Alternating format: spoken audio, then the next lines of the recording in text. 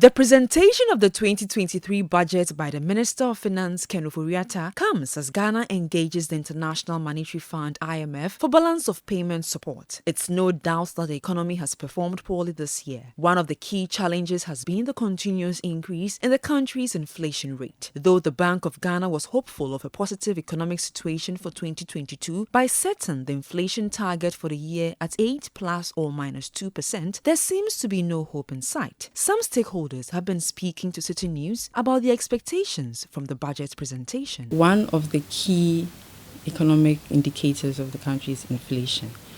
Since the beginning of the year, it's been rising continuously, and it has even reached 40.4%. But we also know that as part of efforts to curb it, the Bank of Ghana has played a big role by putting in certain measures, increasing the monetary policy rate over and over again. And it's still increasing. We've not seen government do much in terms of fiscal. To curb it, we need to see both from the monetary and the fiscal side. But we've not seen much from government in terms of curbing inflation. As the finance minister will be reading the budget on Thursday, what would you be looking out for in terms of fiscal policies to help curb inflation? For our current bout of inflation, earlier on, this bout actually started right about, September last year. Well, it did start maybe June last year, but it was a little bit gradual. And you realize that when it started, it was primarily driven by food inflation.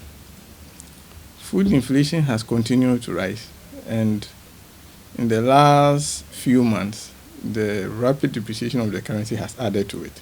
So you see that the inflation on imported items have now outstripped the domestic one. So in terms of, there are two things. We need to address the currency depreciation, but we also need to address the bottlenecks with food production. So even though there are difficult times in terms of government spending, we still need to continue the investment in agriculture. The planting for food and jobs hasn't worked as well as we were told that it was working. And this year, we know that we've suffered with fertilizer production. So I hope that we do see some activity around the fertilizer side.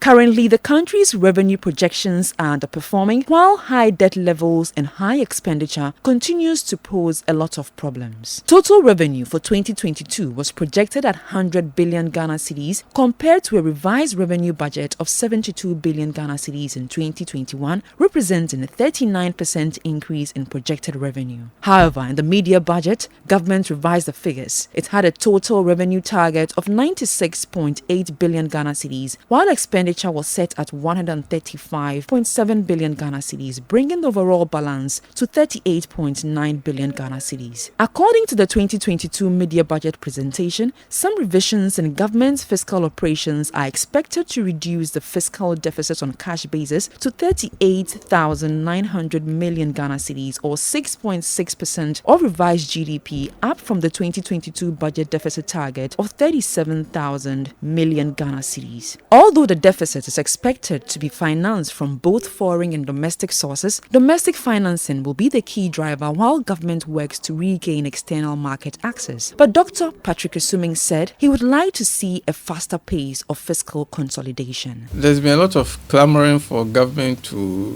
rein in its expenditures. It's an easy thing to say. It's kind of difficult to implement. I think, first, we shouldn't see government expenditure growing as much year on year as we have seen in the past.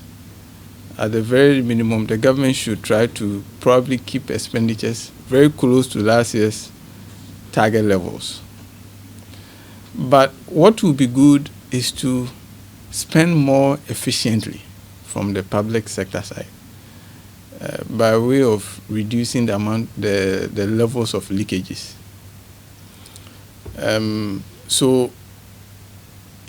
We every year when we hear Auditor General's report, we do see it just gives us some hints of the extent of leakages that are going through the system. So we expect that the government will implement programs to seal some of the loopholes. We've been cleaning up the payroll for a while now.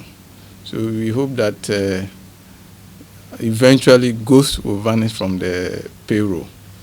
But I think, the other thing that government should do to signal is, I personally think government should cut a lot of the pegs. For the Institute of Economic Affairs, IEA, Director of Research, Dr. John Kwachi, is calling for an aggressive revenue mobilization drive. There's a lot of tax fraud, corruption that goes on, sometimes through connivance between tax officials and the taxpayers. It goes on a lot. But in Ghana, we see these things, but we turn a blind eye, to it. It's like it's become a culture.